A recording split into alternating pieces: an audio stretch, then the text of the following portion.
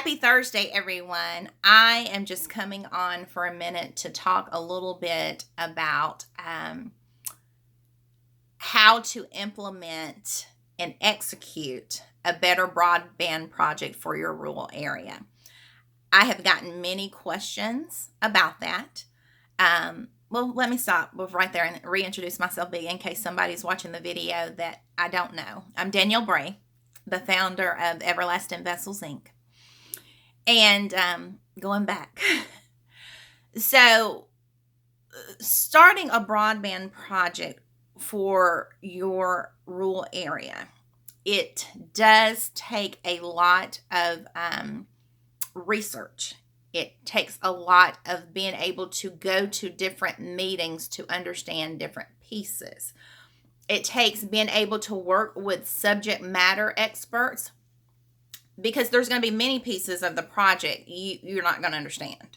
And that's okay. But you can find subject matter experts to be able to help you bring the project together. And it takes the ability to be able to monitor that project, how it's going, doing the follow-up.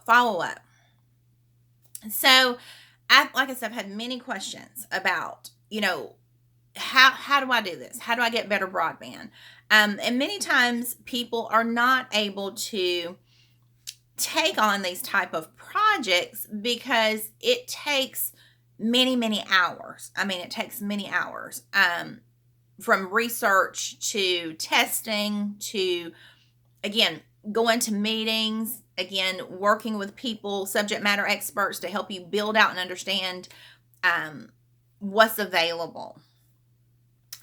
Just a high level point, so I'm not taking up a bunch of time today on video, but a high level point is when you are doing these type of projects, make sure you understand, well, first of all, let's make sure you understand who your commissioner is, and make sure you know who your county manager is so you can reach out to them with questions in regards to funding, meaning, okay, is this funding through ARPA funds or is this funding through RDOF funds?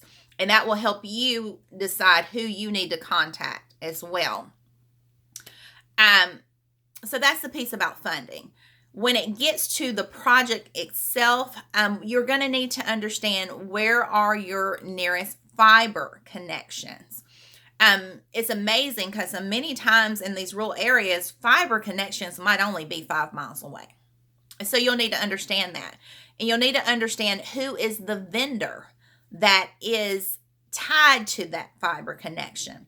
Also, you would want to understand, okay, when it comes to towers, how many towers are near me? Does how many vendors are on those towers? Do those towers have enough bandwidth to bring more adequate technology and access out here to our area, your rural area? So you'll want to understand those pieces.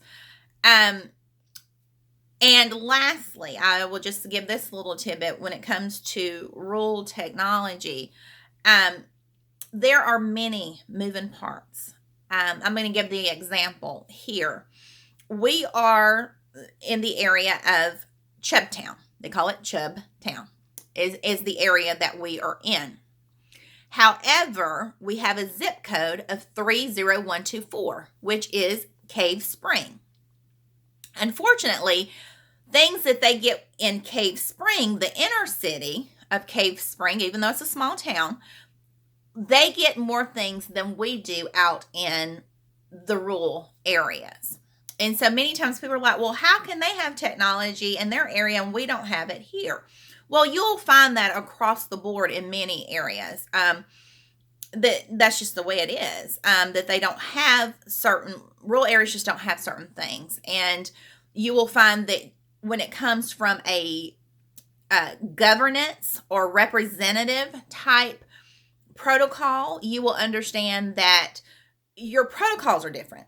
Who the people have as people representing them in Cave Spring, as this is the example, in Cave Spring, you won't have that person in your rural area representing you. So that's the reason I said it's important to make sure that you understand your commissioners, You make sure that you understand who is representing your area in case you have any kind of questions that need to go to them.